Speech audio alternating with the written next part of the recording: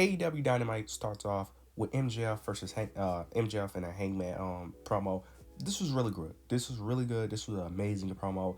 The premise of this promo was basically telling the story of both sides, of their come up of AEW, of MJF, coming up on his own while MJF feels like Hangman got everything handed to him, that he was the chosen golden boy, and that he doesn't understand why fans love and adore him. While Hangman, on the other hand, says that the reason why fans adore him is because he's always been himself and he's real, unlike MJF, who is always fake, who always cheats his way, and who always thinks he's better than everyone else when he knows he's not.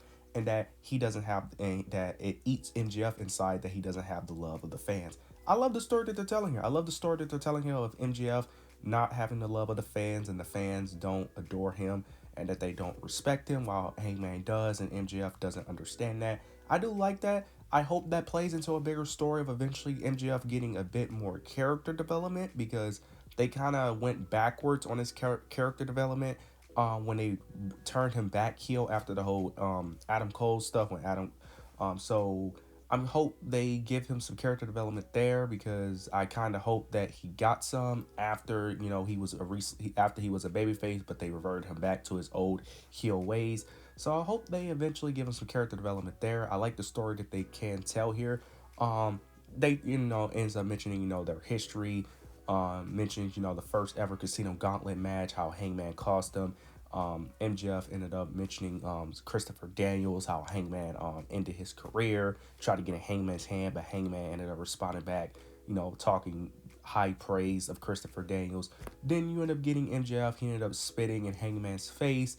Then Hangman tries to attack, but MJF ends up avoiding him. He ends up attacking security, but then Christopher Daniels ends up stopping him. I like what they did here. This was an overall really great segment. It was emotional. It was intense. I like what they're doing here. This can easily be, well, it's already the best feud in the company, to be honest, because there's not many feuds that are really that good. But this is easily the most entertaining thing. But hopefully, eventually, it will be. It may not be the top story in terms of number one due to the Death Riders, but based off the booking, if they could book this really well, this could easily feel like the best, the number one story. Even if it's not, it could feel that way. This was a great way to start off the show, and I can't wait to see what else they do with this feud. After this, we end up getting the Ops versus the Patriarchy. I'm not gonna really speak about this match. The Ops win. They do got a new theme song, which I do actually like. They don't just come out to Samoa Joe's theme anymore. I do like their new theme song. Not gonna really speak about the match. I'm just wondering, is this the end of this feud? Because I don't see no reason for them to continue this feud. They have beat the Patriarchy multiple times, if I'm not mistaken. I know this is not their first match. I know they faced them before. Um, they have beat them multiple times. I don't think the Patriarchy has ever beaten Hook or Samoa Joe or Shibata, so there's really no reason to continue this feud. I think this should be the end of it. Let's end it here. Let them move on to different things. There's no reason why the Patriarchy should still be feuding with Hook. There's no reason why Samoa Joe and Hook and Shibata should still feud with the Patriarchy. End it here. It was a fine match, but end it here. There's no reason for them to feud. They got their payback. They won a match. There's no reason for them to continue this. After this, we ended up getting Powerhouse Hobbs versus Big Bill in a street fight. This match was also fine. Nothing too crazy. Not Big Bill. Powerhouse Hobbs ends up picking up the victory after throwing Big Bill into a table with barbed wire, and Big Bill couldn't get out of the barbed wire. The ref ended up counting the 10, allowing Powerhouse Hobbs to pick up the victory. I will say this. I would typically say that I am excited to see what's next for Powerhouse Hobbs, but I'm really not, because I have a feeling that it's going to end the same way that it's been. It's going to end the same way that it's been happening, which is basically he ends up having a feud that can lead to something, but then eventually he just goes back to doing filler feuds that don't elevate no one. So I'm assuming that's the same thing it's going to happen. I hope I am wrong. I like Powerhouse Hobbs. I think he has a lot of potential. But yeah, I think he's just probably just gonna go back to doing filler feuds that mean nothing. But hopefully I am wrong. After this, we end up getting Toni Storm. She ends up cutting a really good promo. Basically, the promo was basically mentioning her match with Mariah, mentioning how she put her down, how she's AEW World Champion, that she's ready for the next challenger. I will say this. I don't know what they're gonna do with Toni Storm as champion, because with the way they are booking their women's division, there's no one for her to face. And I don't see how you could tell an interesting story with anybody because Toni Storm is declared babyface, and there's no heels outside of Mercedes Moné that can actually tell a story that would actually make sense for them to face because I can't think of another heel that she can face. And Chris Statlander is stuck in a story. Willow Nightingale right now, it looks like they're pushing a story with her and the Death Riders.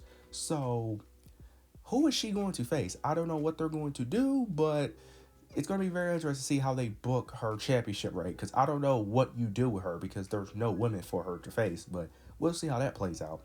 After this, we end up getting Adam Copeland, Jay White, the Death Riders. Not going to really go that in depth on this. They end up brawling. Adam Copeland and Jay White takes out the Death Riders, and then it comes to an Adam Copeland promo basically saying that he's going to take out every member of the Death Riders so it could be a one-on-one match at Revolution.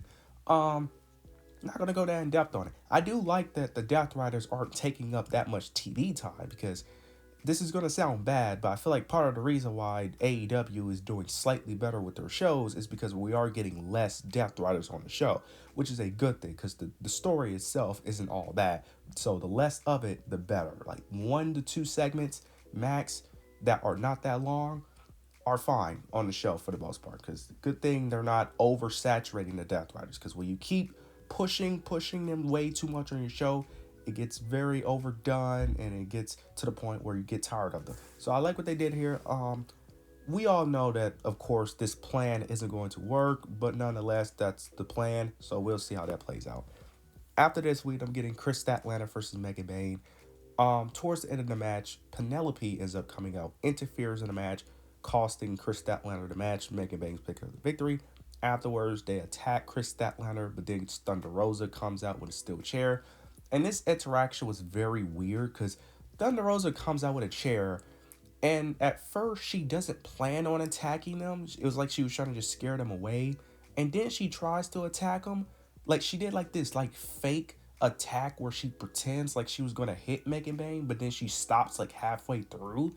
And then she tries again, then she stops, and then you get Penelope and them fighting over this was a weird interaction. Now, I understand why Thunder Rosa came out because originally this all started with them attacking Thunder Rosa, but the interaction was weird. Then she ends up tossing the chair out of the ring after they already left. This interaction was weird. I get what they was going for, but the way it played out on TV could have been done a lot better.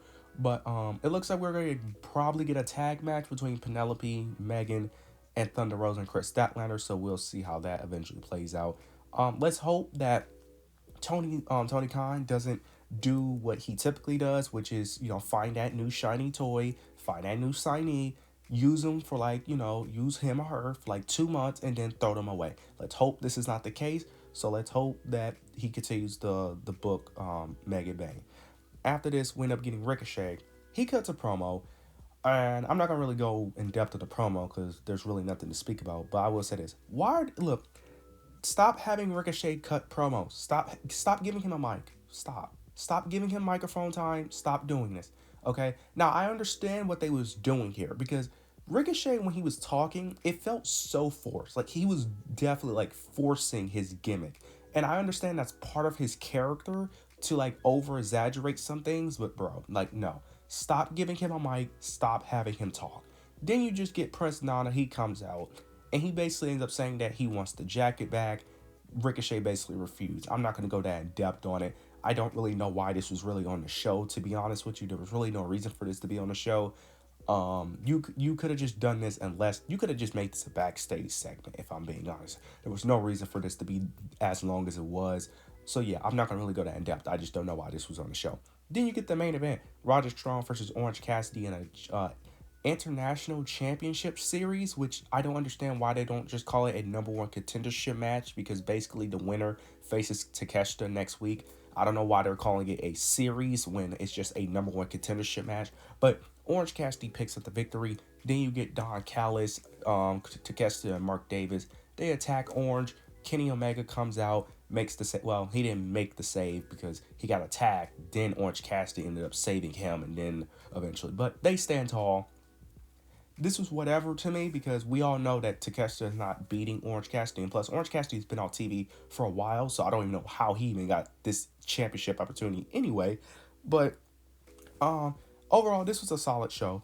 It was a decent show. It was a step down from the last 2 weeks, but overall, this was a it was an okay show. But you guys let me know your thoughts in the opinions down below. Make sure you like, comment, subscribe. But yeah, that's it.